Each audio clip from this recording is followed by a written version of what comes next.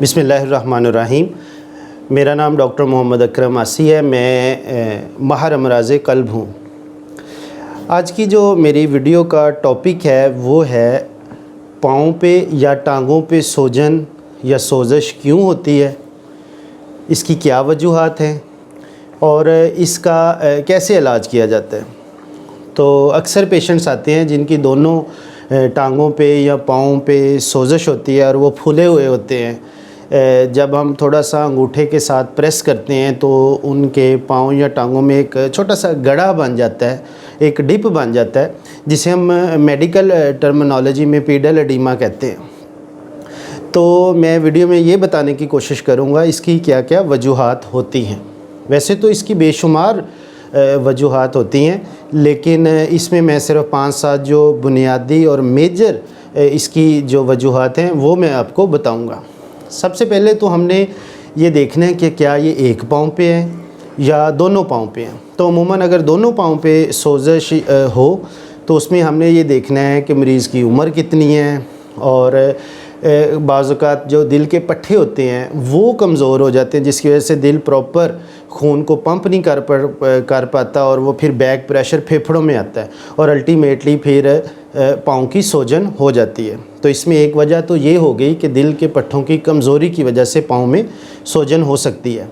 दूसरा ये होता है कि गुर्दे ख़राब हो जाएं। एक पेशेंट को शुगर है, ब्लड प्रेशर भी है, कोलेस्ट्रॉल भी ज़्यादा है और उसके प्रॉपर गुर्दे यानी कि यूरिया क्रेटिनिन उसका ख़राब हो गया है, ज़्यादा हो गया है, जिसकी वजह से बॉडी में पानी जमा होना शुरू हो गया है और अल्टीमेटली पाँव पे सूजन या सोज़श आना शुरू हो गई है। दूसरी वजह ये है कि गुर्दों का ख़राब होना। तीसरी जो बुनियादी वजह है वो है काला यरकान या जो यरकान की एडवांस स्टेज है, जिसे हम लिवर फेलियर कह देते हैं या लिवर सिरोसिस कह देते हैं, उसकी वजह से भी पेट में पानी भर जाता है, जिसे हम एसाइटिस कहते हैं और इसी तरह फिर अल्टीमेटली टांगों के में या पाँव में सोज़श आ जाती है। इसके अलावा और भी छोटी छोटी वजूहात है कि हमने ये देखना होता है कि किसी ख़ास हिस्से में पाँव में इन्फेक्शन तो नहीं है, जिसकी वजह से वो फिर थोड़ा सा पानी रसना शुरू हो जाता है और पाँव सूज जाते हैं, जिसे हम सेलुलाइटिस कहते हैं। इसके अलावा अगर हम ज़्यादा देर पाँव लटका कर बैठें या कोई लंबा सफ़र करें तो उसकी वजह से भी पाँव में सोज़श आ सकती है। इसके अलावा अगर एक बड़ी ही ख़तरनाक बीमारी है जिसे हम DVT कहते हैं, डीप वेनस थ्रोम्बोसिस, अगर खून बहुत ज़्यादा गाढ़ा हो जाए तो वो लोथड़ा बन जाता है, जिसकी बहुत सारी वजूहात हैं।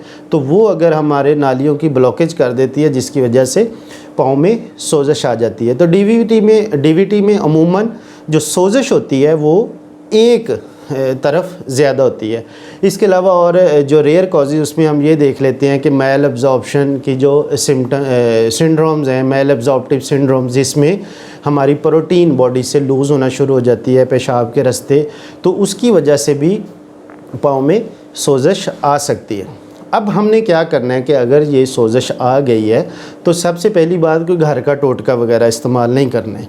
आपको 2-3 महीने हो गए हैं, सोज़श जा नहीं रही है, आपने कोई अपने डॉक्टर को चेकअप भी करवा लिया है, लेकिन अब आपने इसका प्रॉपर क्या करना है, हस्पताल जाना है, डॉक्टर साहब को प्रॉपर हिस्ट्री बतानी है कि मुझे कब से सोज़श है, ये दिन के वक्त ज़्यादा होती है या रात के वक्त ज़्यादा होती है। फिर डॉक्टर साहब प्रॉपर इसका मुआयना करेंगे, ठीक है, और आपके कुछ टेस्ट भेजेंगे जिसमें कुछ बेसलाइन होती हैं। CBC का एक टेस्ट है, RFTs यानी कि गुर्दों में यूरिया क्रेटिनिन का लेवल देखना है, और इसके साथ साथ वो अगर ज़रूरी समझेंगे तो छाती का एक्सरा करवा लेंगे या फिर मैदे का या जिगर का अल्ट्रासाउंड करवा लेंगे या फिर दिल की एक ECG या अल्टीमेटली एकोकार्डियोग्राफी एडवाइस करेंगे। तो ये सारे टेस्ट करवाने के बाद और अच्छी तरह मुआयना करने के बाद डॉक्टर इस नतीजे पे पहुंच जाता है कि इसमें पाँव की सोज़श किस वजह से हो रही है। फिर उसके मुताबिक वो फिर दवाइयाँ देते हैं और ये काबिल इलाज मर्ज़ है। ये इंशाल्लाह अगर हम प्रॉपर दवाइयाँ खाएं डॉक्टर की तजवीज़ करदा तो इससे हमें अफाका हो सकता है। मैं उम्मीद करता हूँ आपको ये वीडियो हेल्प करेगी।